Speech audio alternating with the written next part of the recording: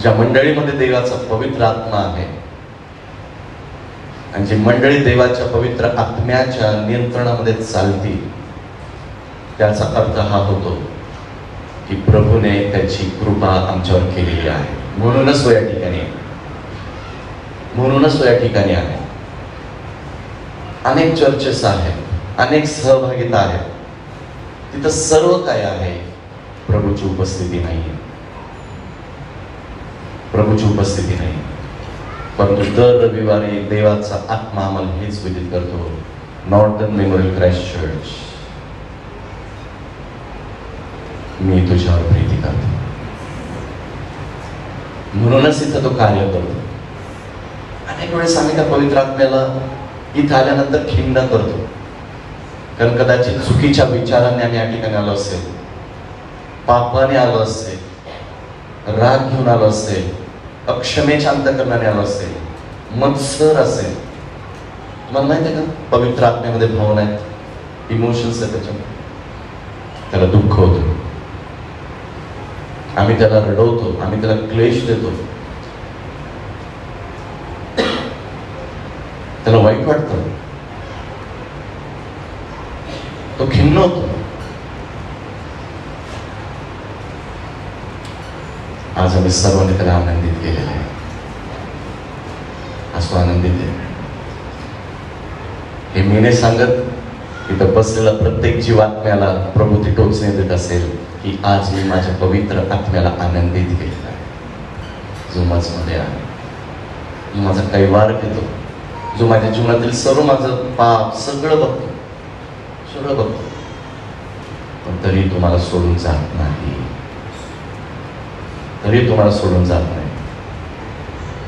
तो येशूमध्ये पित्याला मध्यस्थी करतो.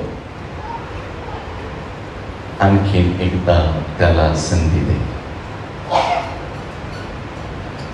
One more chance.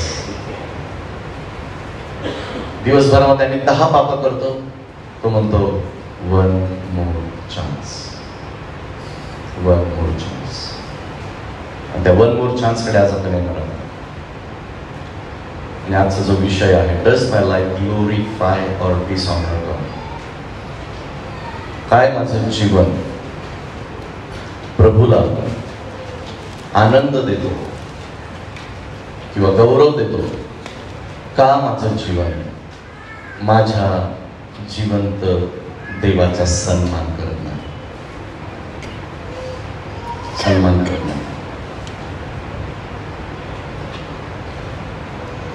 शास्त्रेचं पुस्तक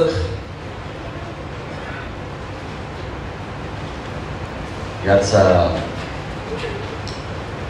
13वा अध्याय याच्याकडे आपण जाऊया.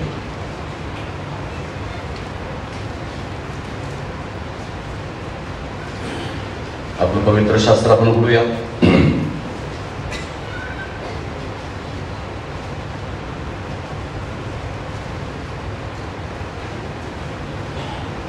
शास्त्रेचं पुस्तक याचा अध्याय 13.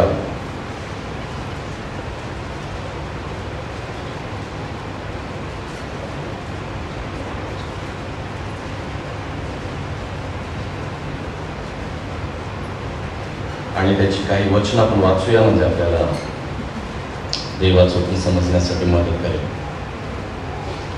मागच्या रविवारची जी सिरीज आहे त्यालाच कंटिन्यू करत. शमशोनाचा जन्म, वचन सांगतं, इस्रायल लोकांनी परमेश्वराच्या दृष्टीने वाईट ते काय म्हटलेलं आहे, काढलं सगळ्यांनी?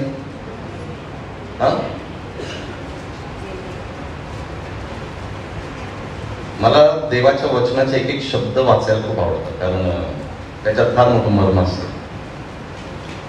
वचन म्हणतं पहिल्या अध्यायामध्ये, पहिल्या वचनामध्ये, इस्रायल लोकांनी परमेश्वराच्या दृष्टीने वाईट ते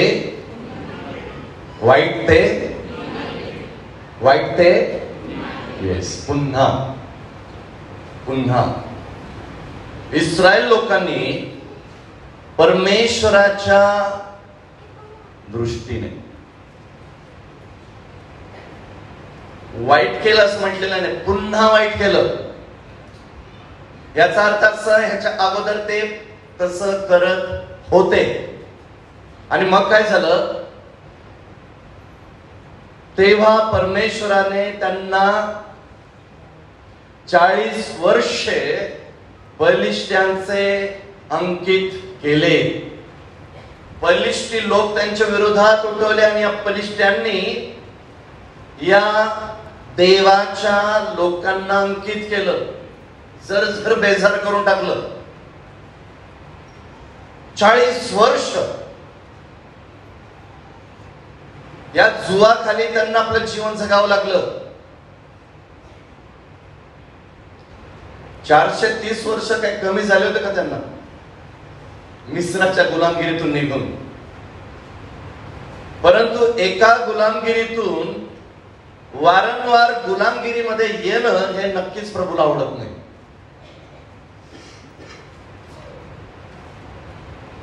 परंतु ज्यावेळेस आम्ही देवाच्या दृष्टीने वाईट ते करतो,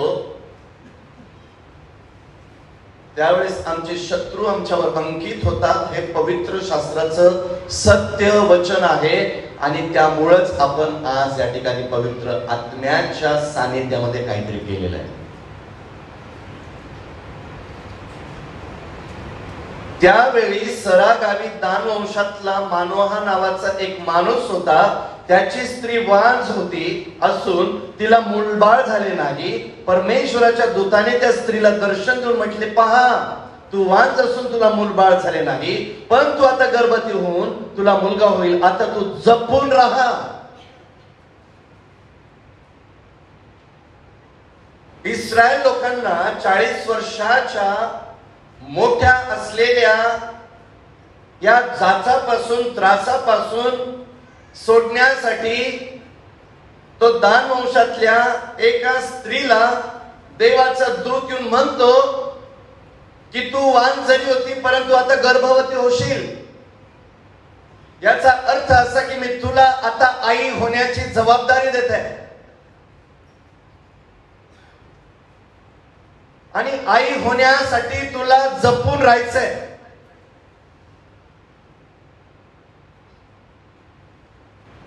प्रत्येक आईला सांगू द्या, ज्यावेळेस देवाने आम्हाला त्याच्या स्वर्गीय नावामध्ये त्याच्या पुत्राने कन्याने आशीर्वादित केलेले ना, त्याच्या अगोदरच पासून प्रभूचं वचन प्रत्येक आईसाठी असलं पाहिजे, जपून राहा,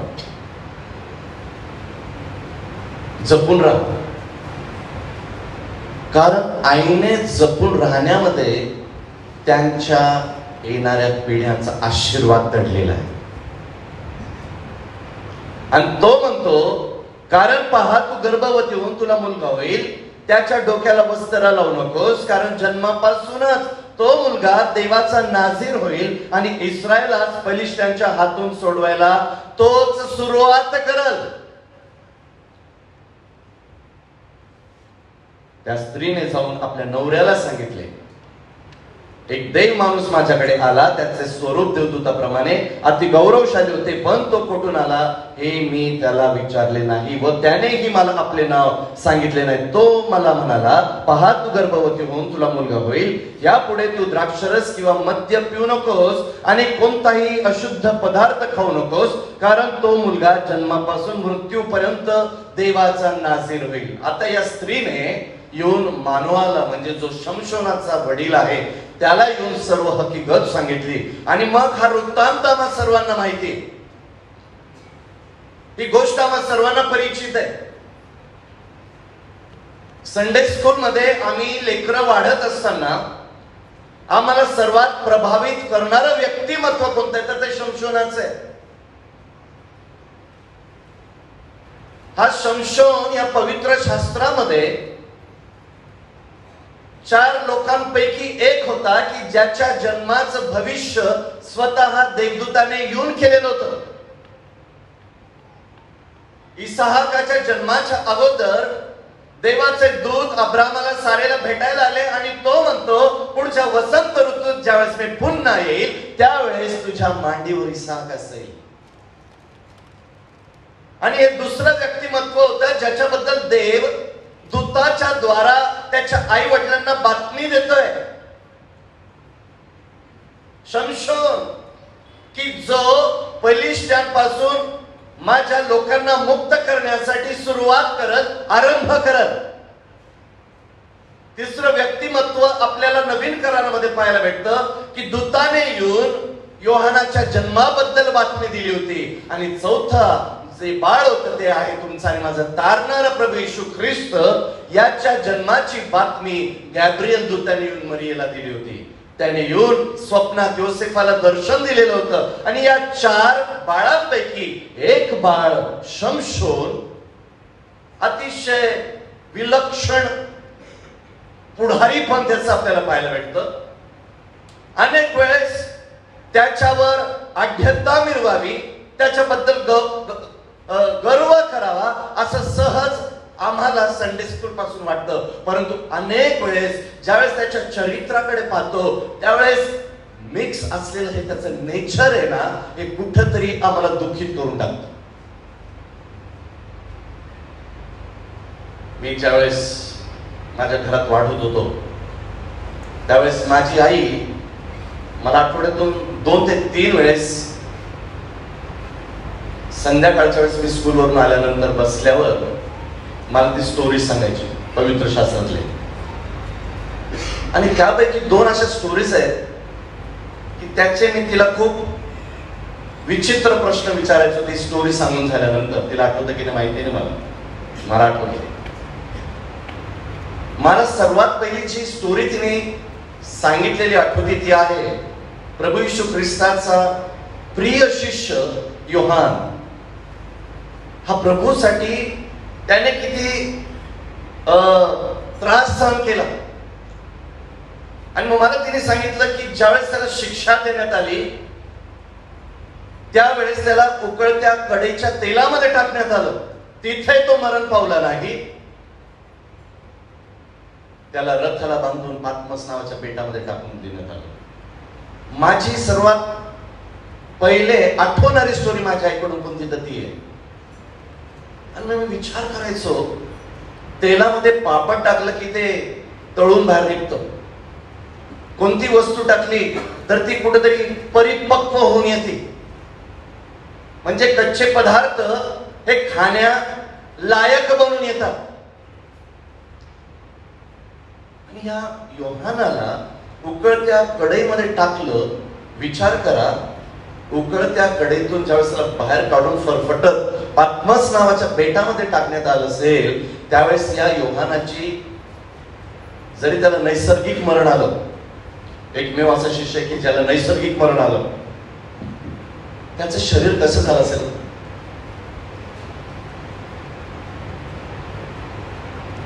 आणि मग त्यानंतर माझ्या आईने मला 2 गोष्टी सांगायला सुरुवात केली. त्यामध्ये एक होता शलमोन राजा आणि दुसरा होता शमशोन.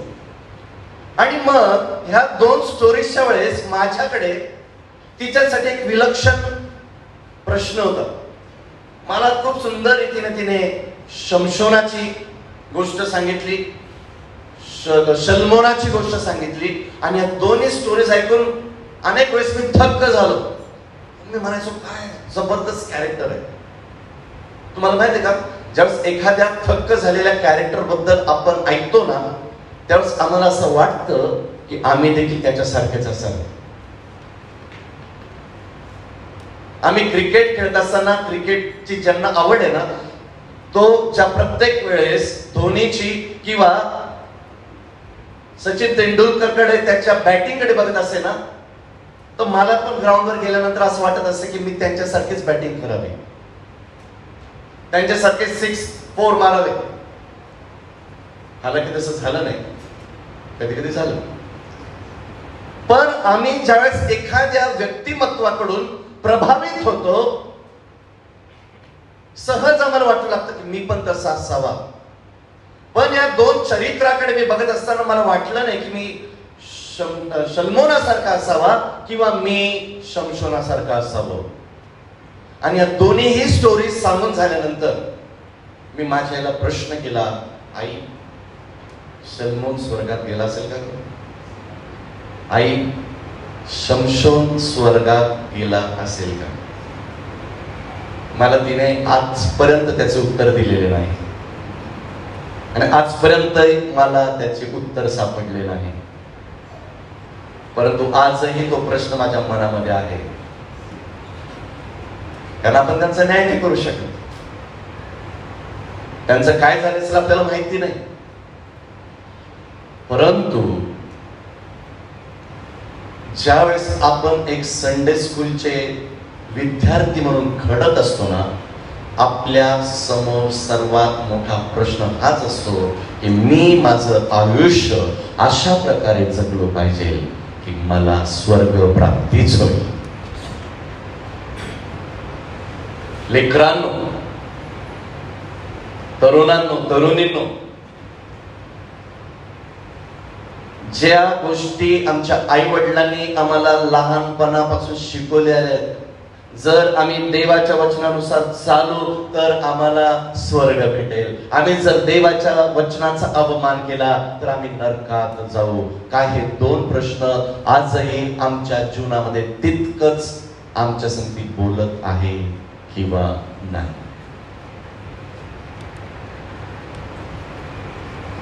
स्वर्ग प्राप्ती ही आमची हौस नसावी.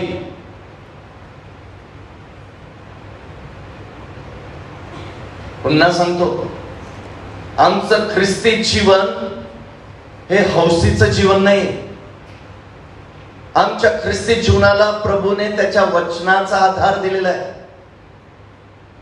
आणि प्रत्येक लेकरापासून तर वृद्ध व्यक्तीपर्यंत प्रत्येक ख्रिस्ती लोकांसमोर हा प्रश्न नेहमी असावा.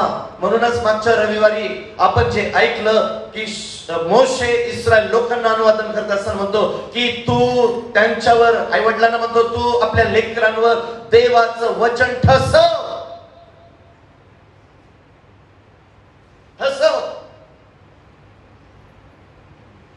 आम्ही ठसवण्यात जर कमी पडलेला आहोत तर आज सार्वकालिक जीवनाचा विचार आमचा निघून गेलेला आहे.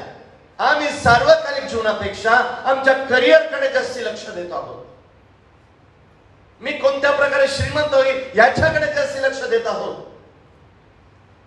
प्रभू येशू ख्रिस्ताने स्पष्ट सांगितलेलं आहे, आधी तुम्ही त्याचं राज्य आणि त्याची धार्मिकता प्राप्त करा. राज्य आणि धार्मिकता जोपर्यंत प्रभूला दिसत नाही तोपर्यंत हा प्रश्न आम्हाला सदैव भेडसावत राहील. प्रियांनो, सदैव भेडसावत राहील. या ठिकाणी या शमशोनाकडे आपण बघत असताना त्याच्या जन्माच्या अगोदरच देवाने इस्रायल लोकांची शमशोनाच्या द्वारा तरतूद केलेली होती. या मानोहाला आणि त्याच्या पत्नीला ठाऊक देखील नव्हतं. कदाचित दोघं विचार करत असेल, कदाचित आम्हाला आयुष्यभर बिना लेकराचंच राहावं लागेल. शमशोनाच्या आईला वाटत असेल आता मी आयुष्यभर वांझच राहील. परंतु तुम्हाला माहिती आहे का, आमच्या विचारांना पालटून टाकणारा आमचा देव आम्हाला माहिती नसतानाही कार्य करत असतो. एक दिवस अचानक ही स्त्री काम करत असताना देवाचा दूत तिच्याकडे येतोय आणि तिला तो निरोप देतोय की इथून पुढे तू वांझ नसणार, परंतु तुला जो पुत्र होणार आहे त्याच्यासाठी त्या आईला तो म्हणतो तुला देखील शुद्ध राहणं आवश्य आहे. तुलाही पवित्र राहणं आवश्य आहे. तुलाही द्राक्षरसापासून स्वतःला अलिप्त ठेवणं हे आवश्य आहे. कारण जर तू शुद्ध आहे तर तू माझ्या योजनेला आमेन म्हणणारे आहेस. जर तू शुद्ध आणि पवित्र आहे, तू जर अशुद्ध गोष्टी वर्ज्य करत आहे तर मी जी तरतूद इस्रायल लोकांसाठी केलेली आहे ती पूर्तता मी तुझ्या पोटी जन्मास आणून करणार आहे.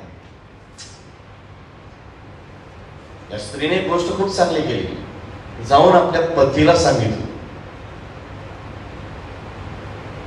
मला तिची गोष्ट आवडली. त्यांच्या जीवनामध्ये खूप सकारात्मक नकारात्मक गोष्टी मानवाच्या आलेल्या, त्याच्या पत्नीच्या म्हणजे शमशोनाच्या आईच्या.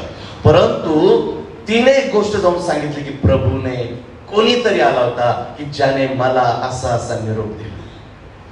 तुम्हाला माहिती आहे का, नंतर जाऊन मानोहाने प्रार्थना केली आणि ती प्रार्थना अशी होती की हे भल्या पुरुषा, ज्या तूने माझ्या पत्नीला येऊन भेट दिली, तू पुन्हा एकदा मला भेट दे.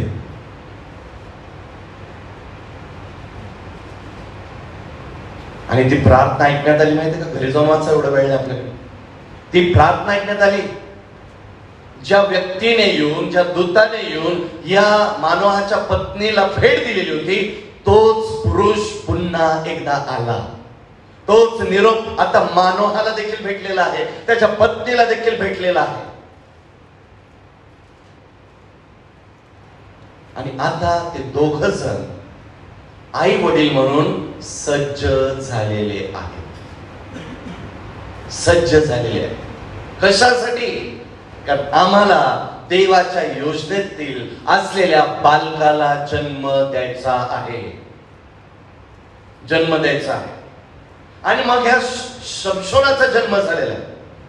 शमशोनाची सुरुवात झालेली सेवेची. या शमशोनाने या इस्रायल लोकांना 20 वर्ष शास्तेपण दिलं. खऱ्या अर्थाने शास्त्रेच्या पुस्तकातला हा शेवटचा शास्ता म्हणून ओळखला जातो. जरी शमूएल हा शेवटचा शास्त्र आहे, परंतु शमूएलाचं नाव हे शास्त्रेच्या पुस्तकात नसून ते आम्हाला शमूएलाच्या पुस्तकात पाहायला भेटतं. थोडासा अभ्यासासाठी. कारण या सर्व शास्त्यांबरोबर आणखीन 2 शास्त्र आहेत. एक होता एली याजक, याने देखील शास्त्रेपण या इस्रायल लोकांना दिला. आणि त्याच्याबरोबर त्याच्यानंतर देवाने एक बालकाला निवडलं, तो देखील नाझीर होता, ज्याचं नाव शमूएल आहे. तो देखील या इस्रायल लोकांचा शेवटचा शास्त्र आणि पहिला संदेष्टा म्हणून ओळखला जातो. परंतु शास्त्रेच्या पुस्तकामध्ये नमूद केलेला जर शेवटचा शास्त्र कोण आहे तर हा शमशोन, ज्याने 20 वर्ष या इस्रायल लोकांचं शास्त्रेपण केलं.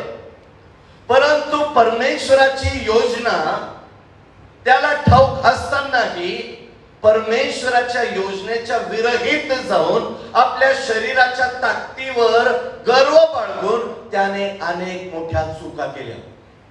आणि आज लेकरांसाठी आणि आई वडिलांसाठी विशेष करून हे जे वचन आहे ते प्रामुख्याने आपण लक्षात घ्यावं अशी मी तुम्हाला प्रभूबंधे विनंती करतो. सर्वात पहिली गोष्ट जर आपल्याला पाहायची आहे ती आहे, इंग्लिश मध्ये काही नावं मी त्याला दिलेली आहे आणि ते नावची सुरुवात होतील ते एस वरून होतील. एस वरून. पहिली गोष्ट आहे साईट, म्हणजे दृष्टी. बघणं. बघणं. या शमशोनाच्या जीवनामध्ये त्या क्षणापासून तो देवाच्या योजनेच्या विरोधात जाऊ लागला, ज्या वेळेस त्यांनी सर्वात प्रथम काहीतरी पाहिलं. वचन वाचतो आणि याच्यासाठी मी अनेक ट्रान्सलेशन्स वापरले आणि मला जे हवं होतं ते मी त्याच्यामध्ये आणलेलं आहे. आणि ASV नुसार, अमेरिकन स्टँडर्ड व्हर्जन नुसार हे वचन मी वाचतोय. वचन सांगतं 14वा अध्याय वचन 3 मध्ये, पवित्र शास्त्रामध्ये ते काढा. 14वा अध्याय आणि वचन 3 मध्ये असं म्हटलेलं आहे शास्त्रीच्या पुस्तकाच्या, त्याचे आई बाप त्याला म्हणाले, तू त्या बेसुनत पलिष्ठ्यातली बायको का करू पाहत आहेस?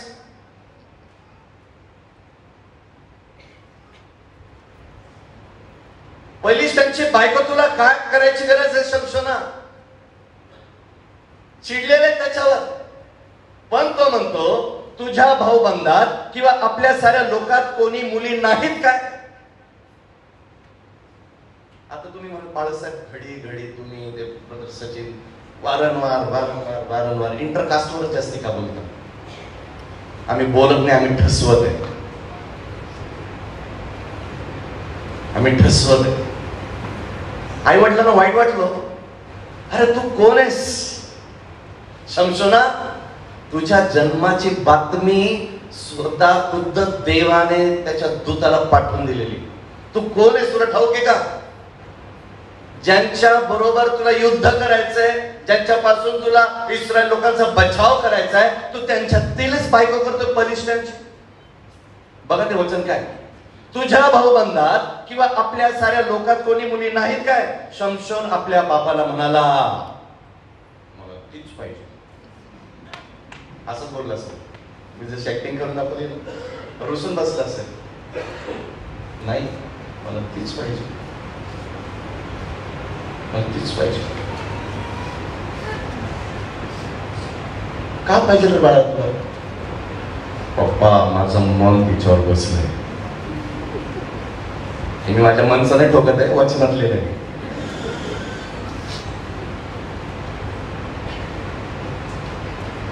इंग्लिश मध्ये असं म्हटलेलं आहे, and Samson said to his father, get her for me because she looks pleasing to me.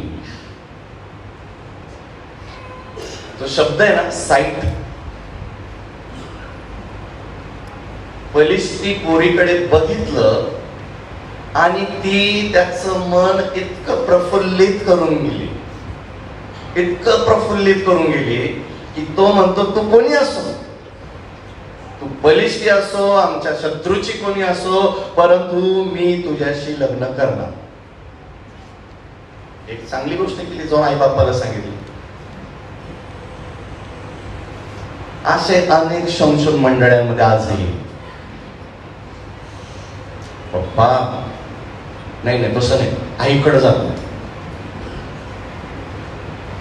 Mamma पप्पाला सांग ना तूच. मग ती आई पण काय करते, लाडात येते आणि पप्पाचं चांगलं मूड बघते. पप्पालाच कळत नाही 3 दिवसापासून चिकन बिर्याणी इतकं सुंदर काय भेटतंय. जर तुमच्या घरामध्ये चांगलं चांगलं जेवण रोज तुमची बायको देत असेल बिना कारणास्तव, तो डाल में कुछ काला है. पप्पा, मम्मा सांग ना पप्पाला. नाही बाळा, तुझे पप्पा नाही मानणार. काय काय म्हणतो, ए बाबा कुठं मला सांगतो, तुझा बाप तुला सोडून मला मारल, मला 2 काढ. आहे आपल्या तरुण मध्ये असे.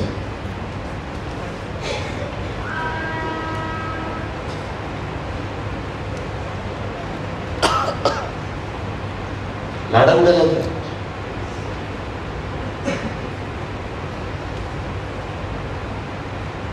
तितकंच ते गंभीर होतं, तितकंच ते कठीण होतं. शमशोन आपल्या बापाला म्हणाला, तीच. बाप म्हणतो, आपल्या भाऊबंधात कोणी नाही,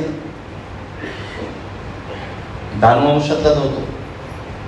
आपल्या भाऊबंधांपैकी तुला कोणी दिसली नाही का, ती तुला आवडली नाही का, तिच्यावर तुझं मन नाही बसलं का? नको बाप्पा, मला तीच पाहिजे. तो आपल्या आई वडिलांना कन्व्हिन्स करण्यामध्ये यशस्वी ठरला. लेकरांना, जर तुमच्या जीवनामध्ये तुम्हाला तुमची जोडीदारीण किंवा जोडीदार हवा आहे, तिला बघितल्यानंतर धावत धावत आई वडिलांकडे नाही, पहिले परमेश्वराकडे सांग आणि प्रभूला विचार, प्रभू हा मोह आहे का तुझी योजना आहे, हे तुम्हाला प्रकट कर. आजचे लेकरं हे ओळखत नाहीये की अट्रॅक्शन आहे, मोह आहे, टेम्पटेशन आहे, मला ते काय बघायचं आणि मला ती आवडली. बाह्य स्वरूपावर जर देव जात नाही ना, तर आम्ही नाही गेलो पाहिजे.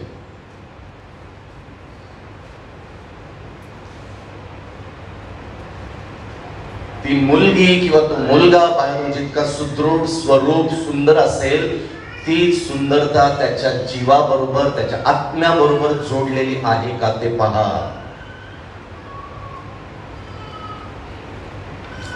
ते पहा. कारण आमची नजर जे आम्हाला दाखवती ते मृगजळ आहे, ते इल्युजन आहे. ते जरी आम्हाला दिसत असेल परंतु अस्तित्व तसं नाही.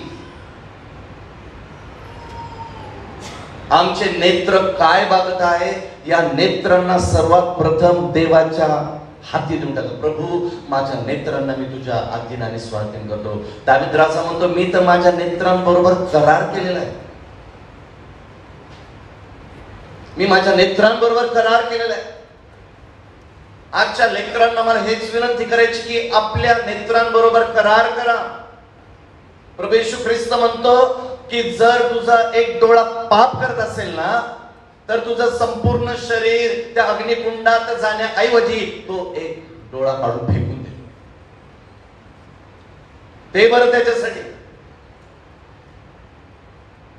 शमशोन म्हणतो, शमशोन आपल्या बापाला म्हणाला तीच मला मिळून द्या कारण माझे तिच्यावर मन बसले आहे.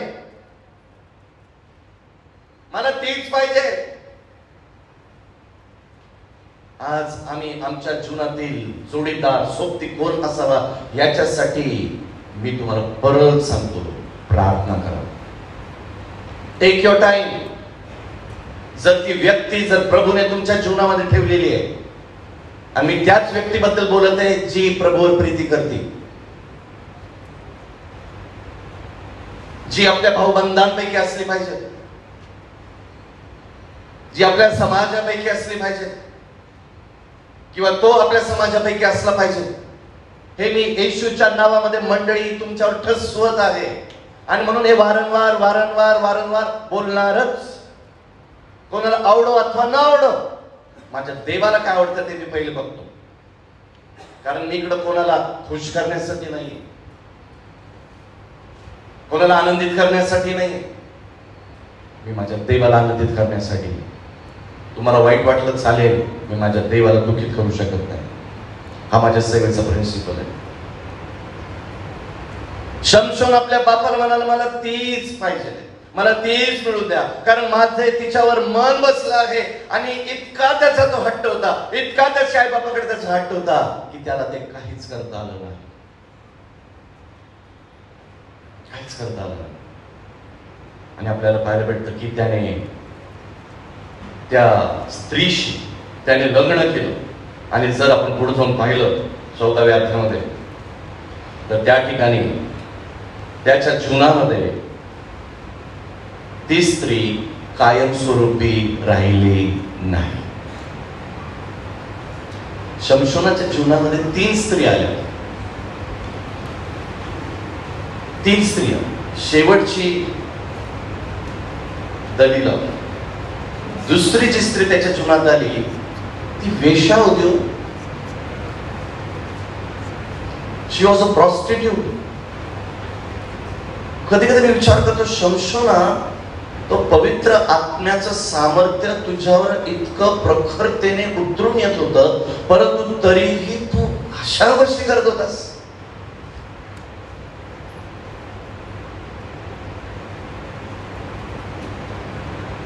तुझ्यात ते भय कुठं होतं? तुझ्या देवाप्रती, यहोवा देवाप्रती, की ज्या देवाने तुला जन्माच्या अगोदर निवडलेलं आहे. वचन सांगतं प्रभूने त्याच्या जन्माच्या अगोदर तो नाझीर असेल असं विधित करून टाकलेलं होतं. नाझीर म्हणजे वेगळा केलेला, देवाच्या सेवेसाठी वेगळा केलेला, देवाचं कार्य करण्यासाठी वेगळा केलेला आणि देवाला समर्पित केलेला. आई वडिलांनो, ज्या दिवशी तुम्ही या मंदिरामध्ये तुमच्या 7-8 वर्षाच्या तानुल्या लेकरांना घेऊन येतात ना, तुम्ही त्याला जगापासून वेगळं केलेलं आहे हे कधी विसरू नका. कारण हे मंडळीसाठी अर्पण फक्त विधी नाही, या विधीतून परमेश्वर आम्हाला प्रकट करतो, माझ्या मंडळी हे तुझं लेकरू आजपासून माझ्यासाठी वेगळं झालेलं आहे. तो नाझीर आहे माझा, तो माझा निवडलेला आहे. इथं बसलेले प्रत्येक जण प्रभूला समर्पित झालेलं लेकरू आहे. माझ्यापासून तर काल मागच्या आठवड्यामध्ये झालेल्या अर्पणापर्यंत मला तुम्हाला सांगू द्या, प्रत्येक आई वडिलांची जबाबदारी ही आहे की मी जर प्रभूसाठी वेगळा केलेलो आहे तर मी प्रभूचंच कार्य मी केलं पाहिजे. जग आणि जगातील गोष्टींबरोबर माझा काही एक संबंध नाही, काही एक संबंध नाही. आम्ही वेगळे केलेले लोक आहोत. एक्लेसिया म्हणजेच वेगळे केलेले, बोलावलेले. आम्हाला जगापासून देवाने वेगळं केलेलं आहे आणि म्हणून आमच्यामध्ये वेगळेपण दिसलं पाहिजे. आज उगाचच आम्ही मत्ते 5 मनन नाही केलं, आळीपाळीने उगाचच नाही वाचलं. तुमचा प्रकाश इतरांवर असा पडू द्या की तुमची सत्कर्म पाहून लोकांनी तुमच्या जिवंत देवाचं गौरव करावं, हे स्वतः प्रभू येशू ख्रिस्त म्हणतो. आज जर समाजामध्ये, शहरामध्ये आमच्या येशूच्या नावाला आमच्या दुष्कृत्यामुळे जर कलंक लागत असेल, आमच्यात आणि शमशोनात काही फरक नाही, काही फरक नाही. आम्ही या गोष्टीला खूप गांभीर्याने घेतलं पाहिजे. प्रभूला आम्ही म्हटलं पाहिजे, प्रभू मला तुला आवडल असं आई आणि वडील बनव. लेकरांनो, प्रभूकडे ही प्रार्थना करा की माझ्या देवा मला तू असं लेकरू बनव की माझ्या जीवनातून सदैव तुझं गौरव होईल. वेगळे केलेले लोक आहोत आणि म्हणून वेगळे केलेल्या लोकांनी पुन्हा सांगतो, आम्ही वेगळे कसे आहोत हे प्रगट करा हो, हे दाखवा हो. आम्ही जगातील लोक नाहीये, आम्हाला ख्रिस्त प्राप्त झालेला आहे. आम्ही ख्रिस्ताच्या रक्तामध्ये विकत घेतलेला आहोत. या मंडळीला प्रभूने 125 वर्ष प्रतिभाळ केलेला आहे. मोठ्या मोठ्या खड्ड्यातून प्रभूने या मंडळीला अनेक वेळेस बाहेर काढलेलं आहे. आम्हाला परत त्या खड्ड्यांमध्ये पडायचं नाही. आमच्या मंडळीची शिस्त, आमच्या मंडळीची इज्जत, आमच्या मंडळीचा रिस्पेक्ट ठेवणं मंडळीतील प्रत्येक कुटुंबाची प्रथम जबाबदारी असली पाहिजे. कारण ज्या वेळेस मंडळीकडे जगिक दृष्टिकोनातून पाहिलं जातं त्यावेळेस येशू ख्रिस्ताच्या शुभवर्तमानावर परिणाम होतो, परिणाम होतो. उद्या जर मंडळीपैकी कोणाला त्या पोलीस स्टेशन मध्ये असलेल्या पोलिसांना सुवार्ता सांगायची संधी मिळाली आणि बोलता बोलता जर तो म्हणतो, कोणच्या चर्चेतून, कोणच्या चर्चा, फार अभिमानाने सांगतो, Norton memorial Christ church. Police मनात काय म्हणत का, पहिले तिला जाऊन सांग, पहिले त्याला जाऊन सांग, आमच्याकडे गंभीर आहे. I am very serious. मी खूप गंभीरतेने पवित्र आत्म्याला स्मरून आज बोलत आहे. प्रभू लक्ष, आज आम्ही उगाचच ती कृती नाही केली, पवित्र आत्मा मला सांगत होता म्हणून केलेलं आहे. आम्ही वेगळे केलेले लोक आहोत. शमशोन वेगळा केलेला होता, प्रभूने त्याला नाझीर म्हणून निवडलेलं होतं. परंतु तरीही पुढे जाऊन मी तुम्हाला सांगेल काय कसं देवाच्या नावाची खराबी होती. दुसरी गोष्ट त्याच्या जीवनात पाहायला भेटली. पहिले भेटले आपण साईट. माझ्या डोळ्यांना ती मनोहर वाटली, मी करणारच, आणि केलं, आणि ही वॉज फिल्ड. शास्त्रेचं पुस्तक 14वा अध्याय आणि त्याचं 6 आणि 7 वचन म्हणतं. मग ते त्या ठिकाणातून येत असताना देवाचं वचन सांगतं, तो त्याच्या आईबाप, तेव्हा परमेश्वराचा आत्मा सामर्थ्याने त्याच्यावर आला आणि हातात काही हत्यार नव्हते, तरी त्याने करडू फाडावे तसं त्या सिंहाला फाडून टाकले. तथापि आपण काय केले ते त्याने आपल्या आईबापांना सांगितले नाही. मग त्याने जाऊन त्या मुलीशी बोलणे केले. ती शमशोनाला फार आवडली, परत आवडली. आता बोलणं केलं, पहिलं पाहिलं होतं, आता बोलला, आणि आता इतकी आवडली. येता येता त्या आनंदाच्या भरामध्ये सिंह दिसला, बाजूला गेला, आणि त्या सिंहाला असं ठार केलं तर आईबापाला पण कळालं नाही.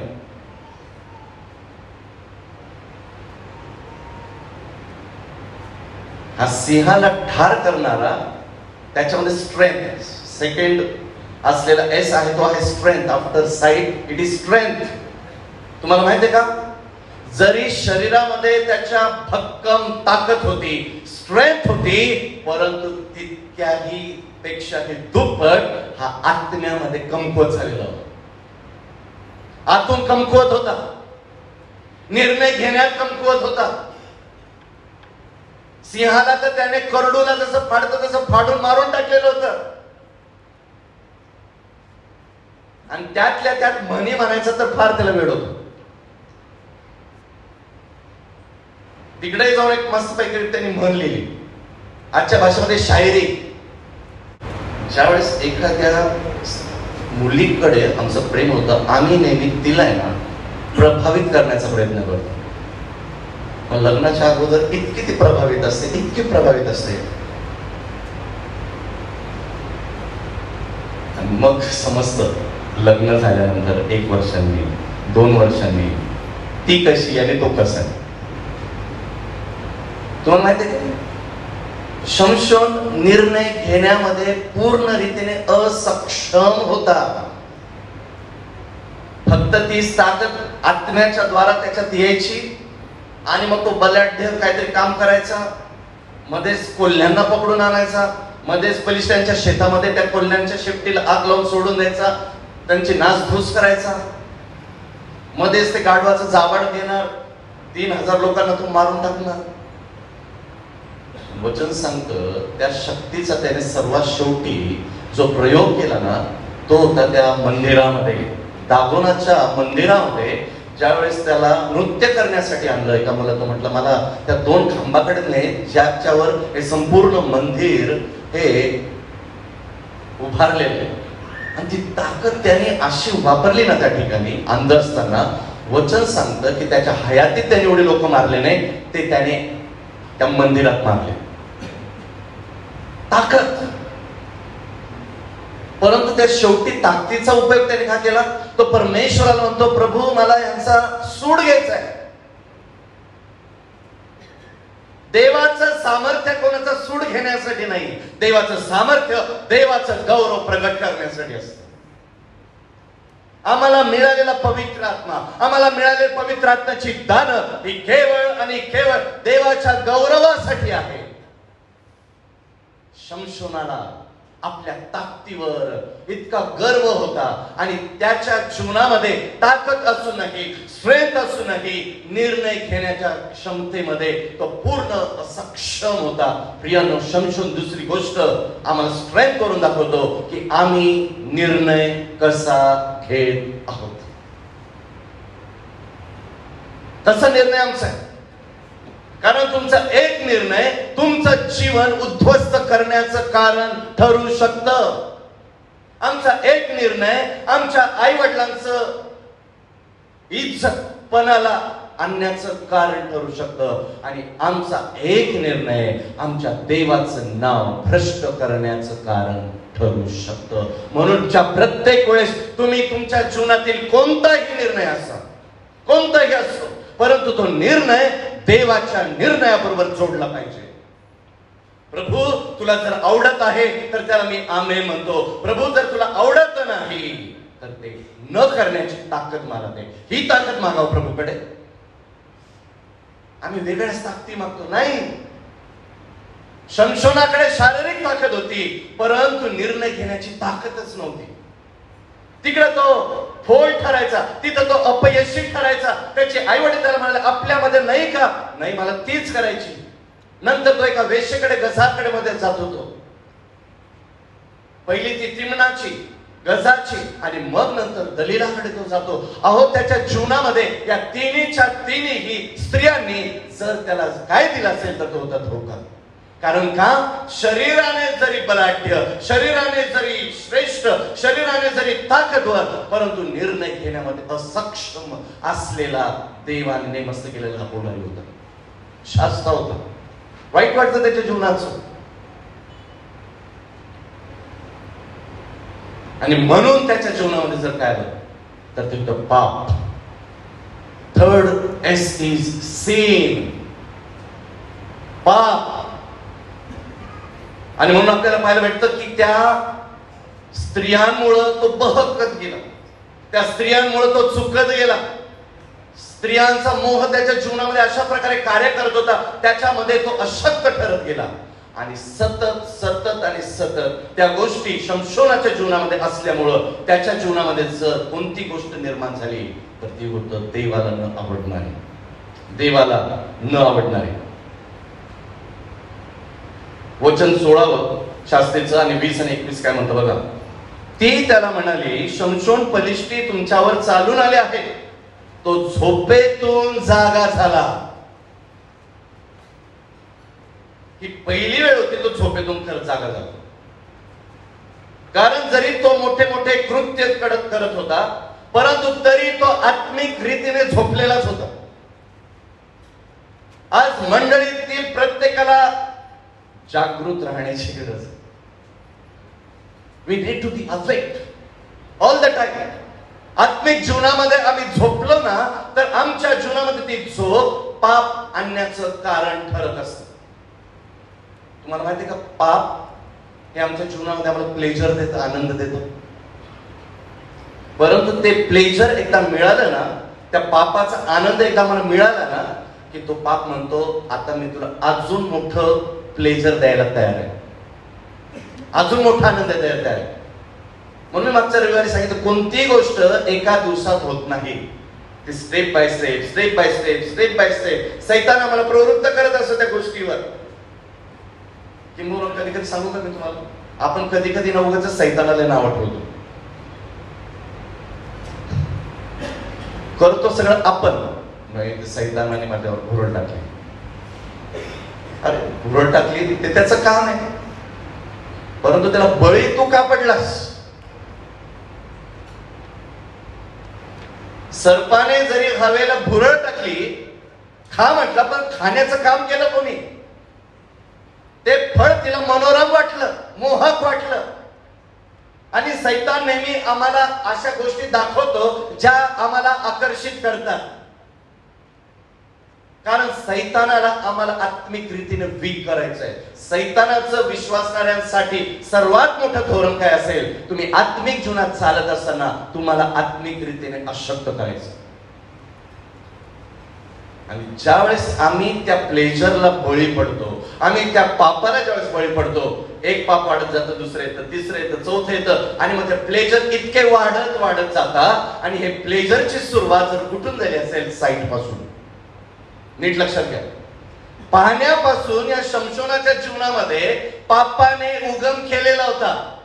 आणि तुम्हाला माहिती का की ज्या वेळेस हे पलिष्ठ्यांनी या शमशोनाला आता उठवलं त्यावेळेस तो पूर्ण रीतीने निर्बळ झालेला होता, शक्तिहीन झालेला होता. तो झोपेतून जागा झाला. पूर्वीप्रमाणेच आपण उठू, आपण हातपाय झटकू असे त्याला वाटले, पण आजचा दिवस त्याच्यासाठी काहीतरी वेगळा होता. का? पण परमेश्वराने, नीट लक्षात ठेवा, अंडरलाईन करा या वचनाला, फार भीतीदायक वचन आहे. पण परमेश्वराने आपल्याला सोडले आहे याची त्याला कल्पना नव्हती. काय भयंकर वचन आहे. त्याला वाटलं आज मी उठल, मी माझा अंग झटकल, हात झटकल, मला जे बांधून ठेवलेलं आहे ते सगळं मी पणाला लावून पुन्हा एकदा पलिष्ठांचा न्याय नाट करल. परंतु आज ते घडतच नाहीये. देवाचा आत्मा उतरतच नाहीये, देवाचं सामर्थ्य उतरतच नाहीये. आणि तो म्हणतोय काय घडतं माझ्या संगती? शरीर तर तेच आहे, शमशोन तर तोच आहे, परंतु जो शमशोन आत्मिक रीतीने अशक्त झाला होता, आज ही वेळ त्या शमशोनावर आली की तो आता शारीरिक रीतीने देखील पूर्ण अशक्त झालेला. पाप आम्हाला अशक्त करत आणि पाप आमच्या जीवनात येताना ज्या अवयातून झालेलं आहे, नीट लक्षात घ्या, शमशोनाच्या पापाची सुरुवात नेत्राने झाली होती. नेत्राने झाली होती. पापाने आता त्याच्यावर इतका जबरदस्त प्रभाव टाकलेला आहे. वचन सांगताना पलिष्ठाने त्याला धरून जर सर्वात पहिलं काय केलं असेल? पलिष्ठाने त्याला धरून त्याचे डोळे फोडले. बलिष्ठाने त्याला धरून त्याचे डोळे फोडले. घरी जाऊन तुम्ही, मी शिकवलेलं ऑलरेडी तुम्हाला, स्तोत्र 51 वाचा, पश्चातापाचं स्तोत्र. हे देवा, तू आपल्या वात्सल्यास अनुसरून मजवर कृपा कर, तू आपल्या विपुल करुणेस अनुसरून माझे अपराध पुसून टाक. आणि मग तो ते स्तोत्र लिहिताना पश्चाताप करतोय आणि तो म्हणतो, प्रभू माझ्या नेत्रांना, माझ्या कानांना आणि तू दिलेल्या पवित्र आत्म्याला माझ्यामधून काढून घेऊ नकोस, तर तू केलेल्या उद्धाराचा आनंद मला पुन्हा होऊ दे. दाविदाला सर्वात मोठं भय कशाच वाटायला लागलं होतं?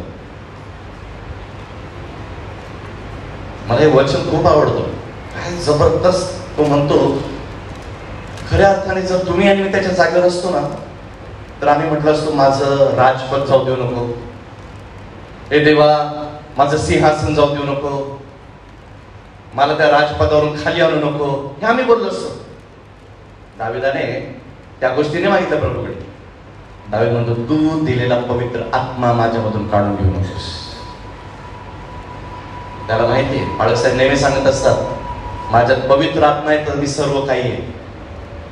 पवित्र आत्मा माझ्याकडून सर्व काही करून घेईल, परंतु जर पवित्र आत्मा माझ्यातून निघून गेला तर माझी गटारीच्या किड्याची पण लायकी पात्रता नाही. दाविदाला ते कळालं, पवित्र आत्मा माझ्यासाठी किती मोलाचा आहे, परंतु शमशोनाला कुठंच त्याचं स्मरण झालं नाही. त्याने कुठंच प्रार्थना केली नाही. त्याचे डोळे फोडण्यात आलेले आहेत, देवाचं वचन सांगतं. व त्याला गज्जा येथे नेऊन काशाच्या बेडाने जखडले व तुरुंगात धान्य दळायला लावले. अहो, काय दुर्दशा झालेली हो, काय दुर्दशा झालेली. It all begins with seeing, it all begins with looking. पाहण्याच्या द्वारा सुरुवात झालेली होती आणि पाहणं या शमशोनासाठी किती किळसवाना झालं. त्याच्या त्या मोठ्या व्यक्तिमत्वाला आता त्या अंध झालेल्या जेलमध्ये तो आहे आणि त्या ठिकाणी तो काय करतोय, तर दळण दळतोय. शोलेमध्ये इथूनच हा डायलॉग आला असं माझा विश्वास. जेल में चक्की पीसिंग. ऍक्च्युली चक्की पीसिंग कोण होता माहिती आहे का? शमशोन. म्हणजे ही शिक्षा तेव्हापासून आता मला कळालं, जेलमध्ये जाऊ नका. आणि त्याच्यासाठी पोलीस स्टेशनला जाऊ नका. जेलमध्ये जायचंच आहे ना, तर येशूसाठी जा. कुकर्म करून नाही, कुकर्म करून नाही, चुकीच्या गोष्टी करून नाही, व्यभिचार करून नाही, खून करून नाही. हे आम्हाला जपणं गरजेचं आहे. जी सुरुवात नेत्रांनी झालेली होती, ते नेत्र फुटले गेलेले. त्या वचनाकडे येतो आणि म्हणून बंद करतो, कारण मी 3 आठवडे नाही आणि म्हणून आज मी खूप संक्षिप्त रीतीने तुम्हाला या ठिकाणी सांगत आहे. आणि त्या ठिकाणी जे वचन आहे ते वाचायला मला आवडत, कारण ते वचन आम्हाला काहीतरी जबरदस्त सांगत. ती त्याला म्हणाली, शमशोन बलिष्ठी तुमच्यावर चालून आले आहे. तो झोपेतून जागा झाला, पूर्वीप्रमाणेच आपण उठून व हातपाय छटवू असे त्याला वाटले, पण परमेश्वराने आपल्याला सोडले आहे याची त्याला कल्पना नव्हती. बलिष्ठांनी त्याला धरून त्याचे डोळे पडले व त्याला गज्जा येथे नेऊन काशाच्या बेड्याने जपडले व तुरुंगात धान्य दळायला लावले. शमशोनाचा जो मृत्यू त्याच्याबद्दल असलेलं वचन आहे 23. नंतर बलिष्ठांचे सरदार आपल्या दागोन नामक देवाप्रित्यर्थ महायज्ञ अर्पण उत्सव करण्यासाठी जमले. ते म्हणू लागले, आपल्या देवाने आपला शत्रू शमशोन याला आपल्या हाती दिले आहे. काय वचन बघा. मी तुमची क्षमा मागतो, मी मोबाईल बायबल वापरतो, कारण बायबलमध्ये खूप छोटे शब्द आहेत आणि मला ते दिसत नाही. परंतु हे वचन बघा, जिथं शमशोनाच्या जीवनातून देवाचा गौरव व्हायला पाहिजे होतं, तिथे बलिष्ठी लोक त्यांचा देव गादोन यांचा जय जयकार करतायत आणि तो म्हणतो, आमच्या देवाने शमशोनाला. अहो, तुम्हाला काय माहिती, त्याच्या पापामुळे त्यांच्याच देवाने शमशोनाला तुमच्या हातात दिलेले. नंतर बलिष्ठांचे सरदार आपल्या दागोन नामक देवाप्रित्यर्थ महायज्ञ अर्पून उत्सव करण्यासाठी जमले. ते म्हणू लागले, आपल्या देवाने आपला शत्रू शमशोन याला आपल्या हाती दिले आहे. त्याला पाहून लोक आपल्या देवाचे स्तवन करत म्हणाले, आपल्या देवाने आपल्या देशाचा नाश करणाऱ्या आणि आपल्यातला पुष्कळांचा संहार करणाऱ्या शत्रूला आपल्या हाती दिले आहे. दागोनाचा जय जयकार करतायत, दागोनाबद्दल बढाई मारतायत. एक शमूएल याच्या मला वाटतं 5व्या अध्यायाकडे गेलंय तर देवाचा कोश उचलून घेऊन गेलेले होते आणि नेमका जर तो कुठे ठेवला, देवाचं वचन सांगतं तो या दागोनाच्या देवळामध्ये. आणि दुसऱ्या दिवशी हे लोक येऊन बघतात तर तो ऍक्च्युली हे जे दैवत होतं हे त्याचा जो वरचा जो भाग आहे तो मनुष्याचा आणि खालचा मत्स्याचा, हे बलिष्ठी लोकांचं दैवत होतं. त्याचा अर्ध धड हे मनुष्याचं आणि खालून माशाचं. आणि अशा प्रकारची या देवाची, या त्यांच्या देवाची त्या ठिकाणी स्टॅच्यू किंवा त्याचं आयडल त्या ठिकाणी होतं, मूर्ती त्याची होती. आणि ते बघतात की देवाच्या कराराच्या कोशासमोर तो पडलेला आहे. दुसरा दिवस येतो, बघतात आता तर त्याचं मुंडकं धड वगैरे सगळं वेगवेगळ्या ठिकाणी पडलेलं आहे. मग तिसऱ्या दिवशी ते तसंच बघतात, अरे हे काहीतरी विचित्रच आहे. कारण का तर देवाने त्या ठिकाणी महामारी आणली, इकडून तिकडं तिकडून तिकडं तिकडून इकडं. मग बलिष्ठी लोक म्हणतात, जाऊ दे बाबा, त्यांच्या देवाचं अस्तित्व या कराराच्या कोशामध्ये आहे, आपण त्यांना परत देऊन टाकू. ज्या दागोनाबद्दल उपासना करणारी लोक, तो त्यांचंच दैवत कराराच्या कोशासमोर नतमस्तक आहे. शमशोनाने काय केलं?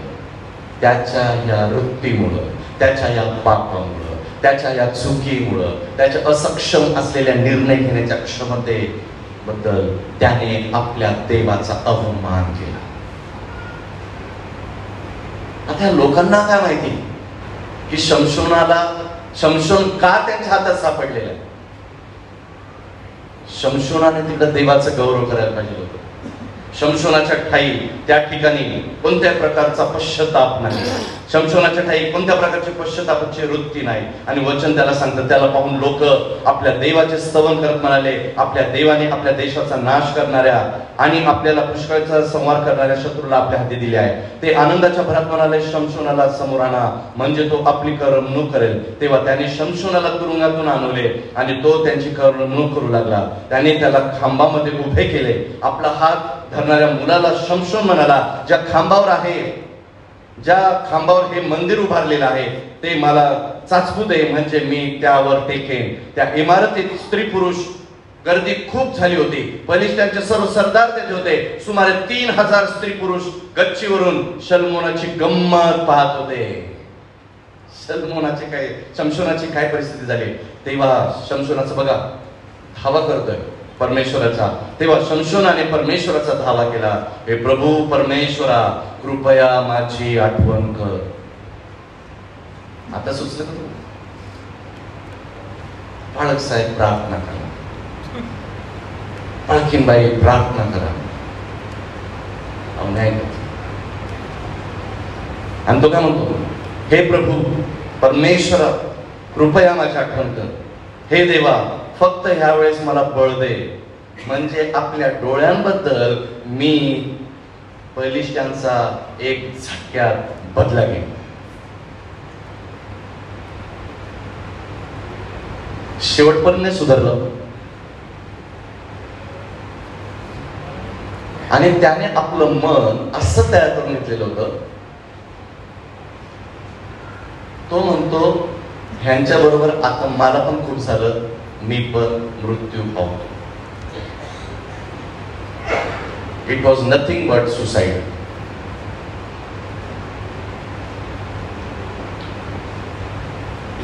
बदला घेण्याची वृत्ती, सूड घेण्याची वृत्ती, की आमच्या जीवनामध्ये प्रीतीचा अभाव आहे, येशूच्या प्रीतीचा अभाव आहे, हे प्रदर्शित करते. बदला घेण्याची वृत्ती, सूड घेण्याची वृत्ती आणि मृत्यू येण्याची वृत्ती आमच्या जीवनामध्ये काहीतरी गडबड आहे हे प्रगट करते. मंडळी, तुम्ही प्रियजनाला विनंती करेल, तुमच्या जीवनामध्ये अशा परिस्थिती निर्माण होतील की असं वाटेल बस झालं तर माझं जीवन संपवून टाकावं. ज्या प्रत्येक वेळेस असे आत्महत्येचे विचार तुमच्या मनामध्ये येतील त्याच वेळेस त्या विचारांना येशूच्या नावामध्ये धमकवा. कारण आमचा येशू मृत्यू देण्यासाठी नाही, आम्हाला जीवन देण्यासाठी आलेला आहे. आणि त्याने तुम्हाला मला जीवन दिलेलं आहे ते त्याच्या मृत्यूतून दिलंय, कधी विसरू नका. आणि म्हणून माझ्या जन्माचा अधिकार आहे माझ्यावर नाही, तर माझ्या मृत्यूवरही अधिकार माझा नसला पाहिजे. आमचं मरण हे देवाच्या योजनेतलं मरण असलं पाहिजे. तुम्ही आणि मी जन्मणार होते आम्हाला माहिती होतं का? नव्हतं माहिती.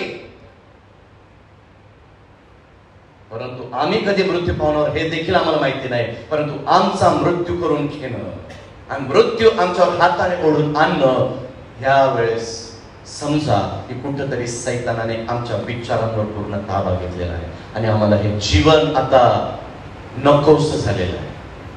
ह्याने तेच केलं, शमशोनाने तेच केलं.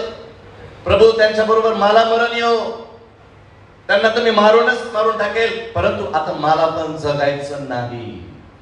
दिस was a very tragic end of Samson.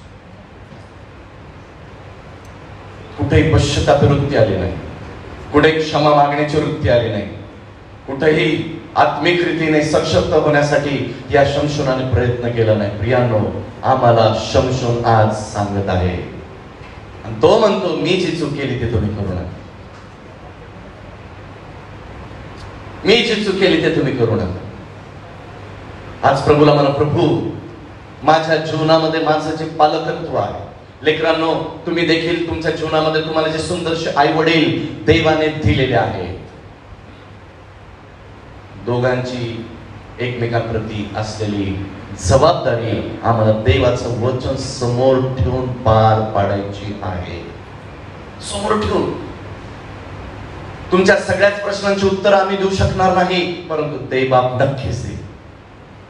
तुम्ही जर कोणत्या झोन मधून जात असाल, वैचारिक झोन मधून जात असाल, कुठेतरी एन्झायटी मधून जात असाल, डिस्करेज असाल, प्रभूकडे जा, प्रभूकडे जा. तुम्ही शक्तीहीन होण्या अगोदर प्रभूकडे जा. तो प्रभू तुम्हाला पावल. कारण जितक्याने त्याचकडे पाहिले ते प्रकाश पावले. त्यांचे मुखे लज्जेने कदापि काळवडत नाही. या पामराने धावा केला आणि परमेश्वराने तो ऐकला. प्रभू ऐकतो, आजही ऐकतो. परंतु आम्हाला सॅमसन वृत्तीतून बाहेर पडायचं, शमशोनाच्या त्या वृत्तीतून बाहेर पडायचं. आणि ही वृत्ती आजही कार्य करत आहे, मंडळांमध्ये कार्य करत आहे, ख्रिस्ती कुटुंबामध्ये कार्य करत आहे, तरुणांमध्ये, तरुणींमध्ये, प्रौढ व्यक्तींमध्ये कार्य करत आहे. आम्हाला त्याला येशूच्या नावाने तोडायचे आहे. ज्यावेळेस आज आपण सर्व श्रापांना तोडलेला आहे, त्याच्याबरोबर माझेही प्रत्येक ह्या श्रापाला प्रभूने तोडलेला हा विश्वास ठेवा. आजपासून मला माझं नवीन जीवन जगायचं, मला नाविन्याने सुरुवात करायची. प्रभूला म्हणायचं की प्रभू माझं जीवन माझं नाही तर ते तुझं आहे, आणि माझ्या जीवनावर माझा नाही तर तुझा अधिकार आहे, कारण मी वेगळा केलेला आहे. प्रभू माझ्या जीवनातून वेगळं जीवन दिसलं जाऊ दे, माझ्या जीवनातून वेगळा व्यक्तित्व दिसू दे, आणि मी नाही तर माझ्या जीवनातून येशू प्रगट होऊ दे. हे जर आमच्या जीवनातून नाही झालं तर आम्ही कसं आमच्या स्वतःला ख्रिस्ती म्हणू, कसं ख्रिस्ती म्हणू? आम्हाला प्रभूला आवडणारे ख्रिस्ती व्हायचंय. आणि ख्रिस्ती लोक नेहमी येशूच्या मागे दररोज आपला वधस्तंभ घेऊन चालतात. आमच्याकडे आमचा वधस्तंभ आहे का? या आपल्या जागेवर राहूया.